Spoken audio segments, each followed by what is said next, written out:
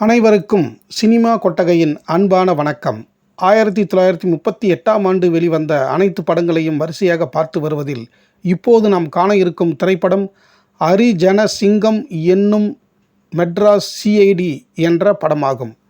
இப்படத்தை செனித் film company என்ற பட நிறுவனத்தை தொடங்கி தாமே திரைக்கதை வசனம் எழுதி இயக்கி கதாநாயகனாகவும் நடித்தார் பாட்லிங் மணி அவர்கள்.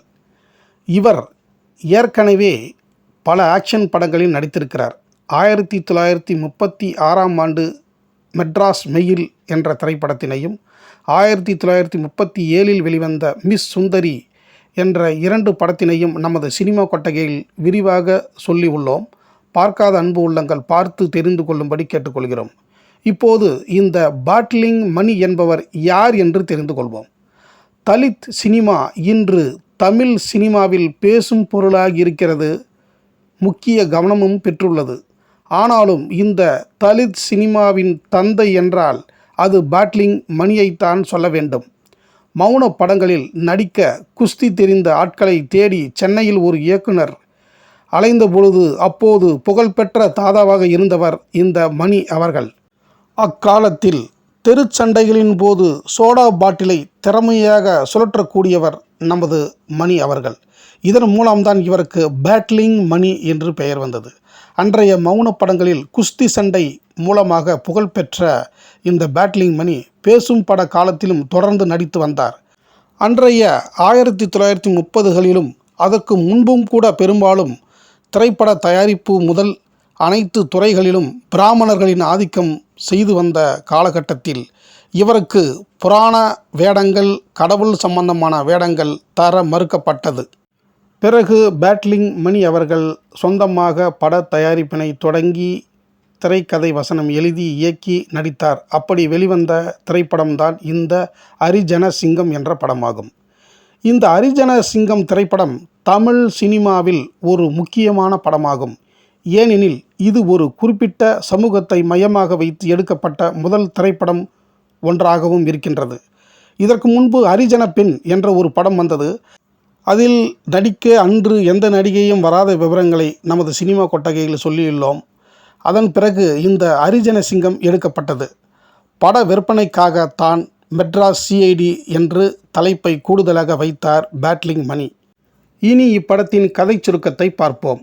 முல்லையூரில் பாழடைந்த கிணற்று புதரில் மர்மமான முறையில் கொல்லப்பட்ட இளம் பெண்களின் சடலம் வாரம் 1 வீதம் அங்கு வீசப்பட்டு வருவதை அறிந்த அந்த ஊர் மக்கள் பயந்து நடுங்குகிறார்கள்.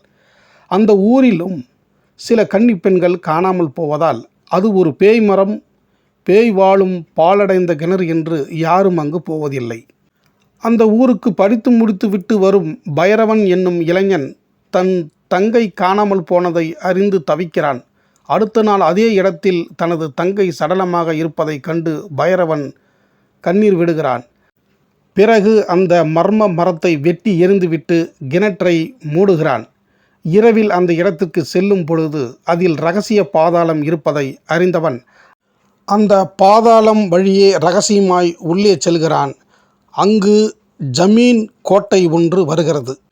அங்கு ஜமீன் ஏழை பெண்களையும் தலித் பெண்களையும் கற்பழிக்கிறான். சம்மதிக்கும் பெண்களை விட்டுவிடுகிறான். சம்மதிக்காத பெண்களை கொன்று அந்த பேய் கிணற்றில் வீசச் சொல்கிறான்.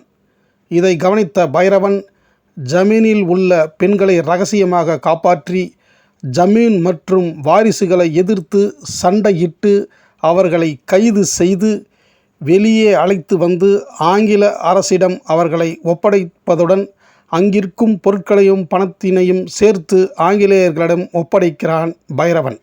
அப்போதுதான் அந்த ஜமீன் மற்றும் ஊர் மக்களுக்கே தெரியும் தமது ஊரைச் சேர்ந்த பைரவன் ஒரு சிஐடி ஆபீசர் என்று. உடனே பைரவன் தமது ஊர் மக்களை காப்பாற்றும்படி ஒரு கோரிக்கையை வைக்கிறான். இப்படியாக முடியும் இந்த புரட்சி படத்தில் வாள்வீச்சு சண்டை காட்சிகள், குஸ்தி சண்டை காட்சிகள் அதிகம் இடம் பெற்றன. படம் திகிலாகவும் கிரைமாகவும் இருந்ததால் அனைத்து மக்களும் படத்தினை ஆர்வத்துடன் ரசித்து பார்த்திருக்கிறார்கள். அன்றைய ஆங்கிலேய அரசும் இந்த படத்தினை பார்த்து பாராட்டியுள்ளது. இந்த ஹரிஜன சிங்கம் என்னும் மெட்ராஸ் சிஐடி திரைப்படம் 13,000 அடியில் எடுக்கப்பட்டு 26/3/1938 அன்று வெளியாகி சூப்பர் ஹிட்டாக ஓடியிருக்கின்றது. அன்று வெளிவந்த புராண படங்களின் வசூலை விட இது அதிகமாகவே பெற்றதால் இவரை தேடி புராண படத்தில் நடிக்க வாய்ப்புகள் வந்தது. ஆனால் பேட்லிங் மணி மறுத்துவிட்டார். தாம் இனி ஆக்ஷன் படங்களில் மட்டுமே நடிப்பேன் என்று சொல்லிவிட்டார். இதுவரை இந்த ஹரிஜன சிங்கம் என்னும் மெட்ராஸ் சிஐடி திரைப்படத்தினை சினிமா கொட்டகைக்கு வந்து பார்த்து ரசித்த அனைத்து ரசிகப் பெருமக்களுக்கும் என் நெஞ்சார்ந்த நன்றியை தெரிவித்துக் கொண்டு, இனி இதே 1938ஆம் ஆண்டு வெளிவந்த மற்ற அனைத்து படங்களையும் தொடர்ந்து அடுத்தடுத்த வீடியோவில் பார்ப்போம். நீங்களும் பார்த்து உங்களின் ஆதரவை வழங்க வேண்டும் என்று கேட்டுக்கொள்கிறேன். நன்றி, வணக்கம்.